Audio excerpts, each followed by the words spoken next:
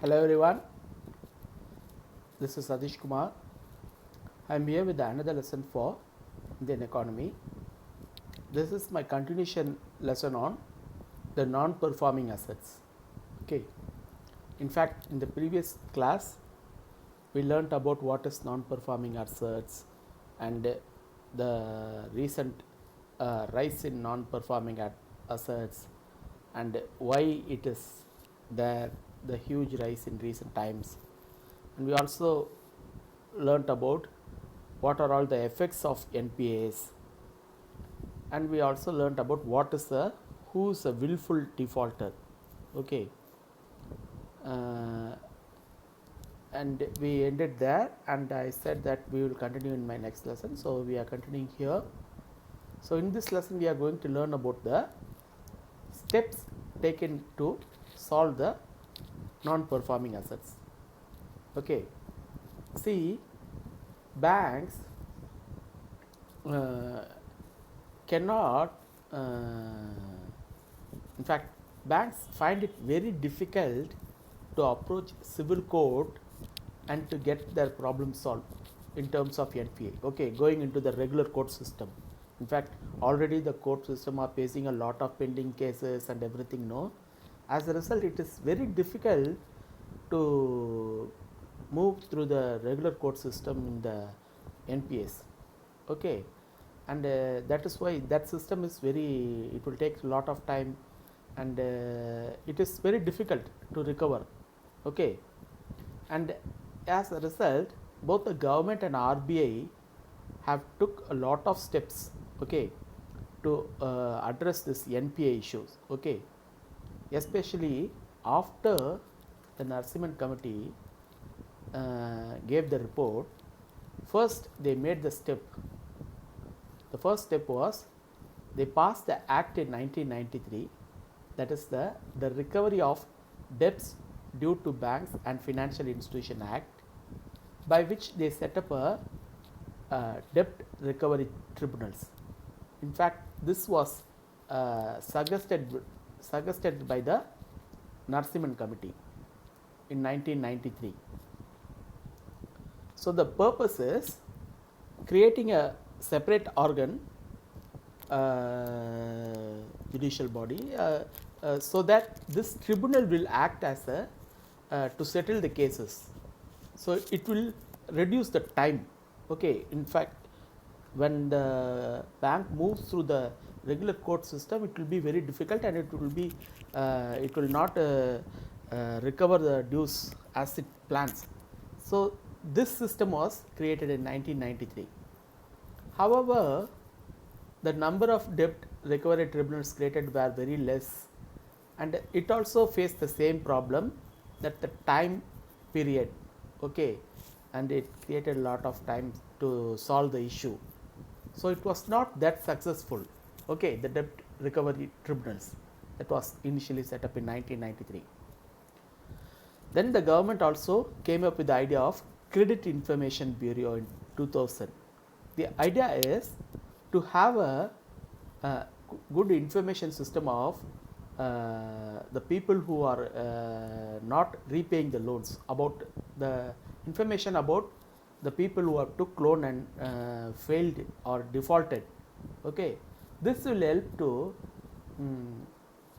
bank having data about a defaulter and share this data of defaulters and willful defaulters, so that they may not provide loan to those people. Okay, so the Credit Information Bureau was set up in 2000.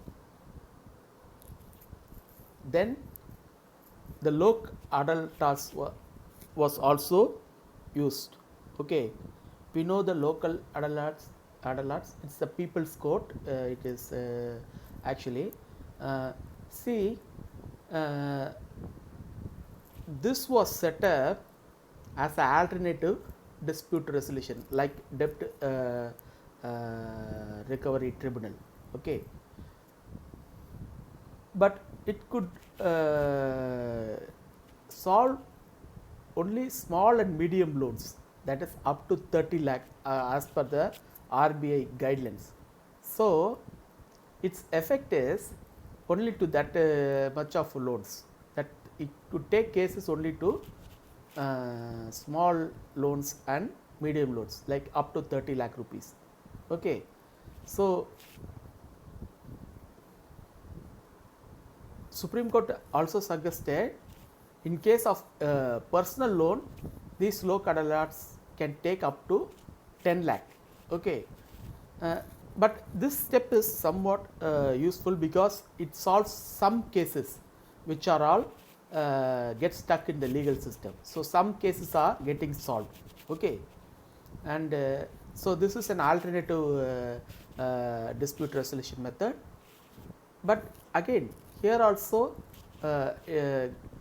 since it is not taking care of big corporates, again that problem has to be solved. Okay. Then the government came up with this idea of compromise settlement. In fact, the loc adalats will also do that. In fact, the loc adalats general purpose is to arrive at a compromise settlement between the creditor and lender, the borrower and the lender. That is what the loc adalats do. The compromise settlement was also came up in 2001. In fact, through the especially through the loc adalats. Okay, and this will take care up to 10 crores of NPS. Okay, so that but here the willful defaulter and fraud cases are excluded. Only compromise to those people who are not repaying because of certain factors like which are external factors like slowdown of economy or sudden loss in that sector, like that. But the willful defaulter and the fraud cases will not be taken by this compromise settlement. Okay. Then came the corporate debt restructuring. Okay. So, this is to reduce the burden of the debts on the company. Okay. See, the corporates take loan for some period, takes say 5 years. Okay. And it is finding difficult to repay. Okay. What they will do is and they took loan at say for 12% or 20%, like that, some percentage of interest. What in this corporate debt restructuring they would do is they will increase the period, the time period to repay from 5 years to 8 years, and they will also increase the rates, decrease the rates, interest rate to be paid. Okay. So, when if this is both decreased, no, it will give some respite time for the corporates so that they can repay. Okay. See, for example, if I have taken a loan for 5,000 to pay every month, no, being a ordinary employee earning some low income, I would find to repay that amount every month. Okay. If I am in fact that loan is finishing in just 2 years, but if that loan is increased for 4 years or 5 years, and if the EMI for every month is just 2,000, I would be able to pay it easily. Okay. So, that is how a defaulter could be turned into a paying it would become an asset once again. Okay. And NPA could be turned into a asset. Okay. This was done in 2001. Then finally, see, despite all the efforts of the government from 1993 to 2001, no, nothing was working very good. Although they are making some progress in the NPAs, but still the NPA problem is still a headache for the banks. So, the government finally came up with this act called SARFAESI Act in 2002. Okay. It is named as Securitization and Asset Reconstruction of Financial Assets and Enforcement of Security Interest. Okay. See, when a corporate or anybody is going to get a loan in the bank, no, generally when they are taking a huge loan for a capital loan, a big amount, they will generally be asked to give some collateral, okay, and when the collateral is asked, the borrower will give some collateral, okay, and this collateral is will be the security that is provided by the borrower, okay, and having this document of this collateral, no banks, they if they move through the court, it is very difficult to reclaim that. So what the government did is, it created this act so that the banks could acquire those assets without going through the court channel, okay. Yeah, I hope you understand. See, the borrower is going to pledge. For example, if we say the borrower is pledging his house, it may be he is getting loan worth 5 crore or 7 crore.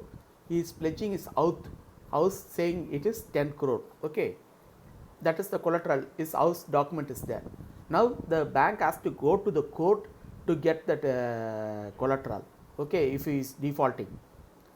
But what happens is, if they go into the court, they get stuck. Okay, that is why other mechanisms were developed in the 1993, like debt recovery, local adults, compromise settlement, or all the things are set up. But the problem is, everything is not reaping benefit. The government decided, why moving through this court channel, rather than create an act and the company can immediately take the asset rather than moving through the court, bypassing the court. Okay, so that is the reason this act was created, and it was considered as a very major act at that time. Okay, and it was it gave a lot of power to the banking sector. Okay, the far-reaching powers to the banks to collect the NPAs. So by this act, if a bank has some due of some 75% of dues owed by a borrower, if a few companies like that, right, they could collectively proceed to collect the NPAs.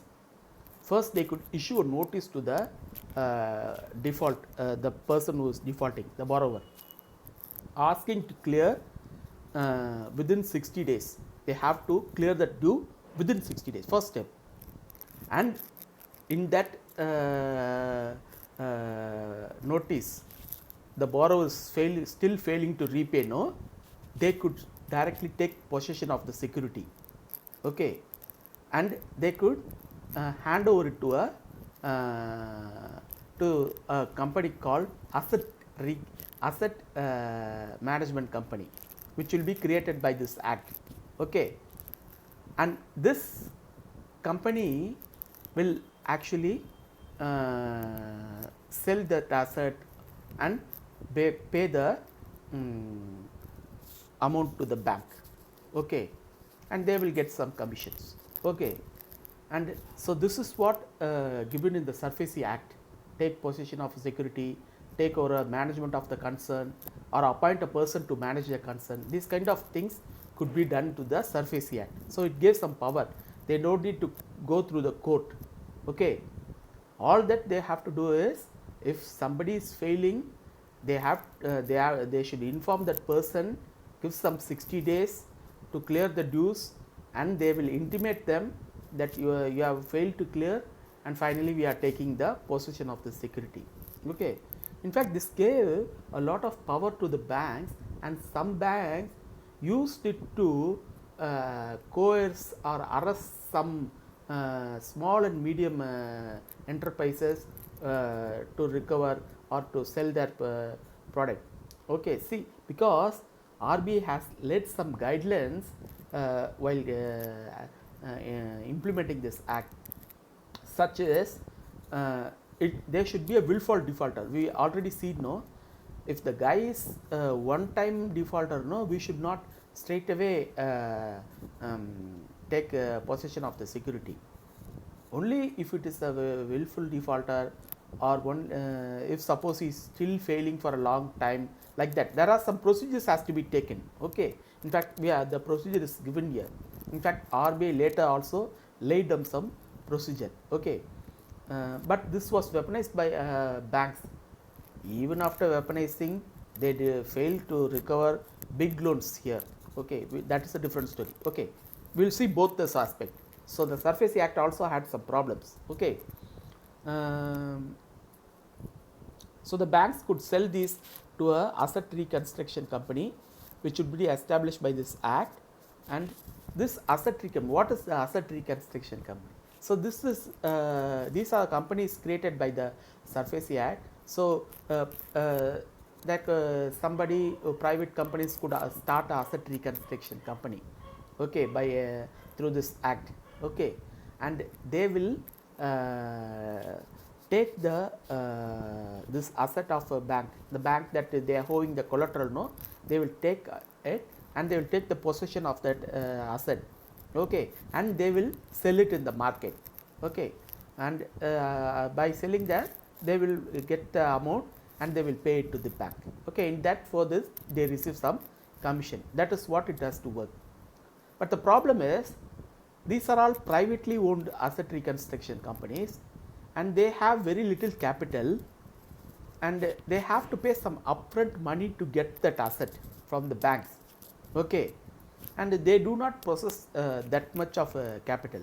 In fact, some of the asset reconstruction companies do not have so much of resources, okay, and as a result, and also they find it very difficult to sell in the market the assets, okay, and they are asking since they are asking they are having very little capital, no, they are asking to for the banks to sell that asset at a lower price. See, for example, if somebody is taking a loan for 5 crore to a bank, that person is pledged, a borrower is pledged his asset for say 10 lakh worth asset is pledged to the bank, okay. Now the bank that a borrower is defaulting, the bank now has decided to take possession of that asset.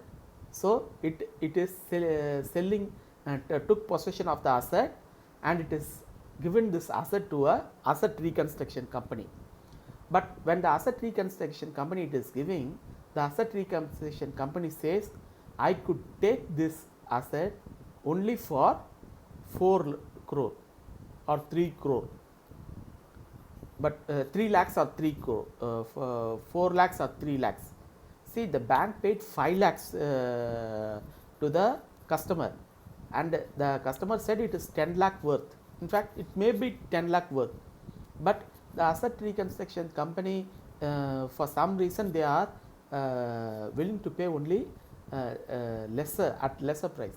So banks are not willing to give those asset to the asset reconstruction company, okay, because they will incur some losses. They will only get 3 lakh, okay, out of the 5 lakh. So they are not willing to give to the asset reconstruction company at such low prices, okay. As a result, this also this asset reconstruction company method also got stuck because banks unwillingness, and bank also in 2014 they increased the upfront money to be paid, okay, for the when the asset reconstruction company, as I said, no, they won't have all the 10 lakh in their hand straight away. Even if they are buying for 5 lakh, they won't have 5 lakh. They will pay some initially 1 lakh or 2 lakh, and they will then sell it in the market, and finally they will pay the balance, okay. But what happened is banks increase their upfront money, okay. For example, if bank is giving for to them upfront just to 1 lakh, they would purchase. If the bank increased it suddenly to 2 lakh, no, they will find it difficult to invest so much of money, being a private companies, okay. These are all the problems encountered by the asset reconstruction company, okay, and they are not having enough capital, and banks increase the amount of upfront money, and also bank what it did was it also paid not willing to sell those assets at a lesser prices, okay, and as a result only 5% of the total NPAs are sold during the for a long period. In fact, 2014-15 asset reconstruction company only did that much. So asset reconstruction companies also cannot solve the NPA problem wholly, although it is working. So here comes the fact, what is the problem with the SARFAESI Act, okay, or shortcoming. So as I said, no, the SARFAESI Act, no, it has some shortcomings, like it cannot be applicable to the unsecured creditors, okay. So only those creditors who has pledged some collateral only could be come under this. What they will do for people who haven't pledged anything, okay, that problem is there. Then it was solved through the Insolvency and Bankruptcy Code that was passed recently. In fact, recently in 2016 a major act came, Insolvency and Bankruptcy Code, which was considered as a very important step to solve the NPA problem, and it is doing some good job, okay. In fact, because of the recent 2016 Insolvency and Bankruptcy Code, the problem of NPAs are rectifying. But at the same time, at the other end, the NPAs are keep on rising. That is the different story, okay. Okay. So we have seen so far that ARCs are finding it difficult to resolve the issue, being a private company, okay, and the government also decided to overcome this by appointing public ARCs, so that the government will fund those ARCs, okay. So this was recently, in the recent years, it was around the PARA, a very important recommendation by a committee, and this was taken, okay. And also the SARFAESI Act for a long period, since 2002, at that time when it was passed, no, the cooperative banks were not under this act, okay. In fact, this only in the 2020 it was the cooperative banks were brought into the SARFAESI Act, okay. Now only now the cooperative banks could take ownership of the asset that is pledged by the SARFAESI Act. Otherwise, they have to follow through the court method. For a long period, cooperative banks were not part of it. Now it was solved. Okay, these are all some of the shortcomings of SARFAESI Act. Okay, and the other end, the banks also use the SARFAESI Act to as a major weapon to recover the loans from the micro, small, and medium enterprises. Okay. I will tell a story. See, there is this film called a film, Vadivelu film. A big guy will beat a guy, and that guy cannot retaliate that big guy beating him. Okay, and what he will do is, he will pick up a small guy nearby and he will beat that guy. Okay, so the banks, they are not able to solve the issues of big loans offered to the corporates, but through the SARFAESI Act. But they are applying the SARFAESI Act to the small and medium companies and micro countries, and making them willful defaulters and capturing the small assets. Okay, and this is a big concern for government and RBI, because small and medium institutions, even if they fail only one time, they are considered as willful defaulter, and they are put under the SARFAESI Act. Okay, and they are harassed by banks. Okay, and it is a major concern. Okay, banks are using coercive methods to collect even a one-time defaulter. Okay, who are small and medium enterprises who are having a very good track record, and the process was so fast for them. They are not giving them any chance. Even the process like 60 days notice, and communicating to them that they are going to be taken the possession, all these things, even not following, they are doing this. Okay, and this is another concern in the SARFAESI Act. Okay, in fact, when banks act like this, no, a lot of industries will be forced to quit or shut down, and this may result in a lot of problem in the economy also. The government that is why it won't allow banks to do this. Okay, so it came to notice only later. Okay, then bank came up this idea of 525 refinancing, 5 bar 25. This is again the method of debt restructuring. Okay, see, certain sectors like infrastructure sectors and some in the core industries, no, these projects in infrastructure projects, no, their gestation period, that is the investment in this area and the return of profit from those areas, no, it will take some time. That is a long gestation period they have, and as a result, in fact those projects are also will face a lot of problem.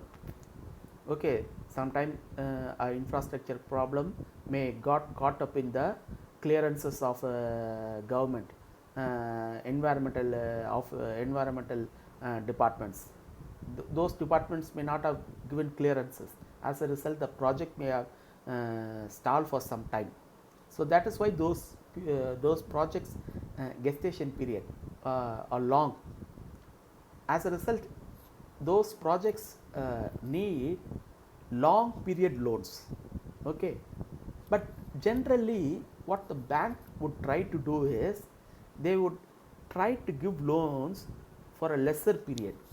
Okay, as I said earlier, no, if even for a individual borrower, no, they won't give loans for 4-year, 5-year period. They will give for 1 year, 2 year, pay him. It will be like that guy will be earning 20,000 per month. That guy would have to pay 10,000 per month to get a 1 lakh loan, so that it will finish in only 1 year. Okay, if the guy is given even for 2 years, no, he will have some ability, that is he will be repaying only every month 5,000 EMI, but bank do not give like that. Okay, so that is the problem with banks. So the bank, even for those infrastructure projects, are providing loans up to 12 to 15 years. So what the government did is, for this kind of project, it increased the period to 25 years. Okay, so the period was increased 25 years. That is what 5 by 25, and every 5 year the interest rate will also be changed. Okay, adjusted according to the situation. This is the 525 refinancing. Okay, so it will improve the credit profile and liquidity position of the borrowers. Okay, and it will allow the companies to repay, and so that this NPA will come into the standard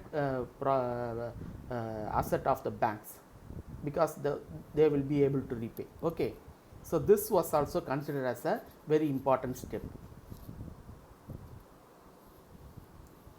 Then bank came up with this idea of joint lenders forum in 2014. Okay, so it is created by bringing the banks, those banks that have given loans to people. See, there are companies in this in our country who will get loan from mostly all the private sector, public sector banks. They may get loan from 4, 5 banks or 10 banks. Okay, and they may even default to all of them. Okay, so this joint lenders forum is for those public sector banks to come and they together take some decision regarding this. Okay, in fact it will enable them to have some communication, so that they may know the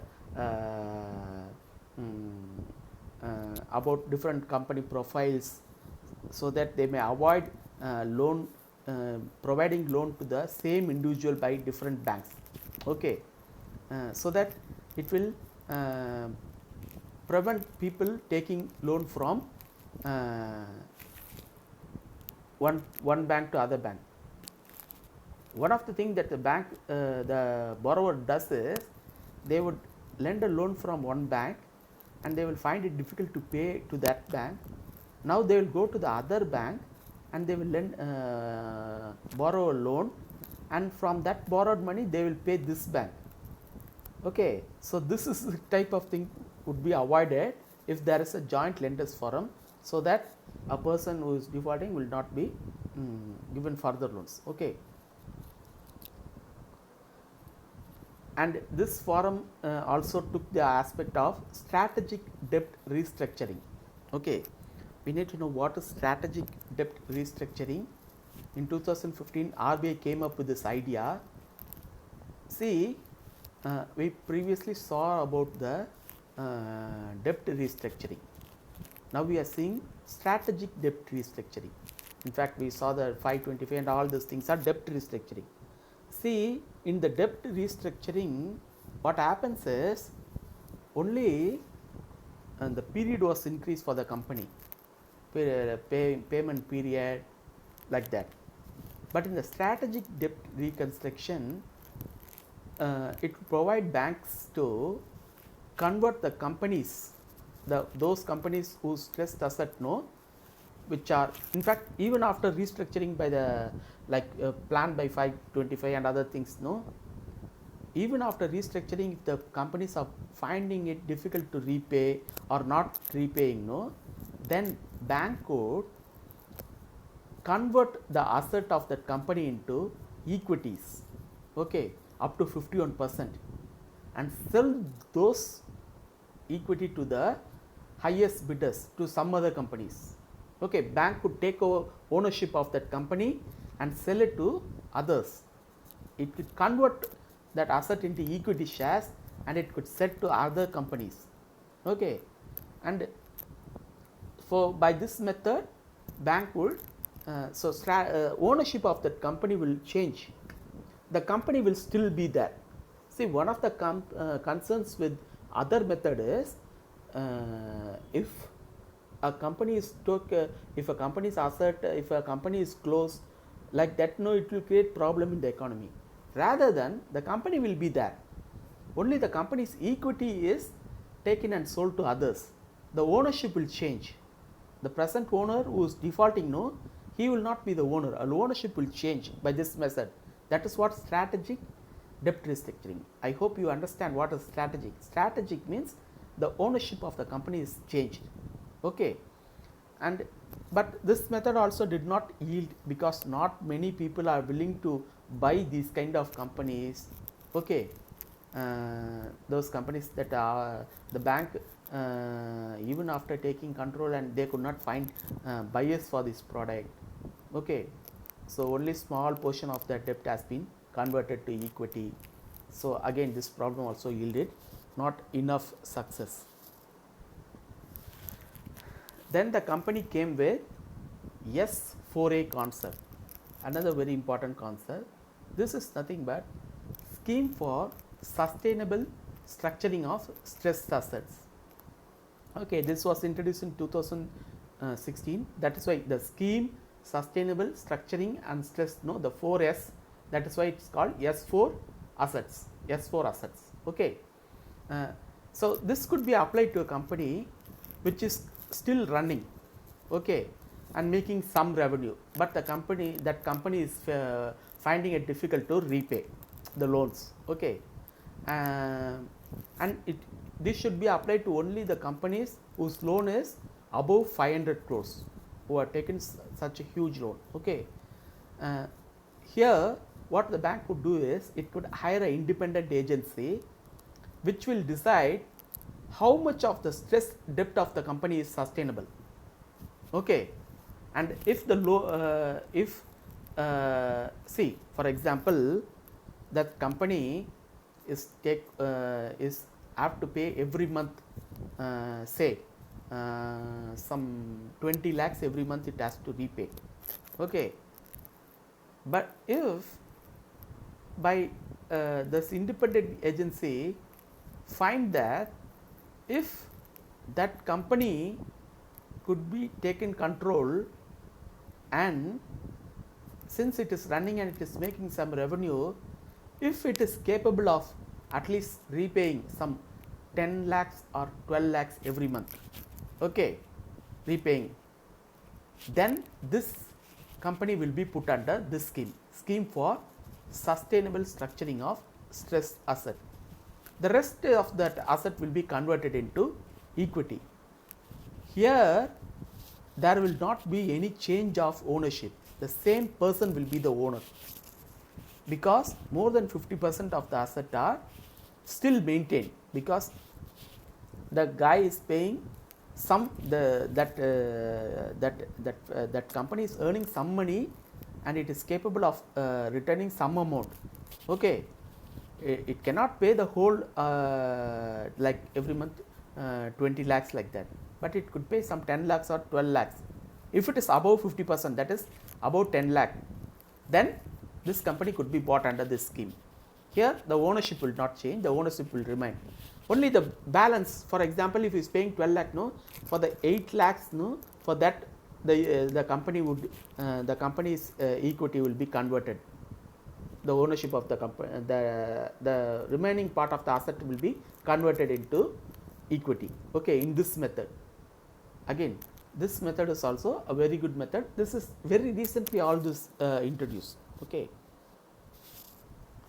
Then there is this idea of asset quality review.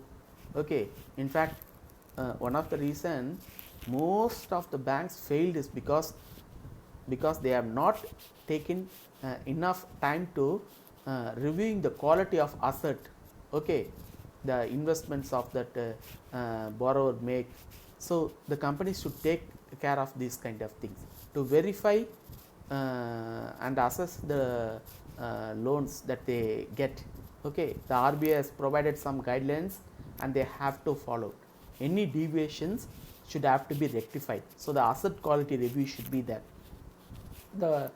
They should maintain whether the correct type of investment is made, the asset is as promised. For example, somebody is pledging an asset, taking a loan for say 10 lakh loan, and he is pledging a loan saying this, pledging an asset saying it is 20 lakh, or he is investing in at somebody some project saying that it is a 20 lakh project, but the reality is that asset may be only 5 lakh worth asset. Bank would have not reviewed it. So the asset quality review should be there. That is very important. That is, RBI has given some guidelines. Okay. And finally, the government in 2015 came up with a very important thing called Mission Indradhanush, a very, very comprehensive reform. Okay, and I will discuss about this in my next lesson. Okay, we don't want to finish everything in one. I don't want this lecture to be too big, so we will see this in my next lecture. In my next lecture, we will see both the Mission Indradhanush, and there is also another thing called we saw just now, no, Insolvency and Bankruptcy Code. Both are very, very important. Both are very, very current. Okay, both these things we will see in my next lesson. Then we will also learn about the prompt corrective action method that is taken by RBI. Okay, and what are all the pros and cons of those things. Okay, with this we will finish the steps taken by government. Okay, so far we have seen some important steps taken, but the next two, that is a Mission Indradhanush and Insolvency and Bankruptcy Code, both are very, very important, both are very current. Okay, we will see both in the next lesson. Okay, thank you, bye.